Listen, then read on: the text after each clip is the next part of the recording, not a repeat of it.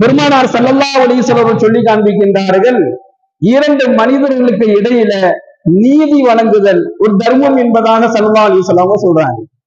ரெண்டு நபர்களுக்கு மத்தியில ஒரு பிரச்சனை நடந்துகிட்டு இருக்கு. அந்த ரெண்டு பேரையும் கூப்பிட்டு உட்கார வச்சு இதுதான் கரெக்ட், இதுதான் சரி என்பதாக நீதி வழங்குவது ஒரு தர்மம். இரண்டாவது சொல்றாங்க, நம்ம வாகனத்துல பயணிக்கிறோம். வாகனத்துல பயணிக்கும் பொழுது அங்கிருந்து நடந்து வரக்கூடிய ஒருவர் ஒரு பெரிய சுமைகளை தூக்கிக்கிட்டு வர்றாரு, அல்லது அங்க நடந்து வர்றாரு, நம்மள்கிட்ட உதவி கேட்கிறாரு. அவரை வாகனத்தில் அமர வைப்பது ஒரு தர்மம்.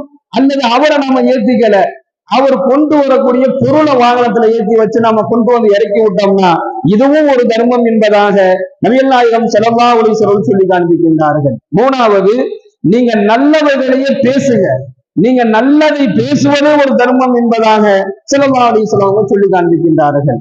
நான்காவது, தொழுகை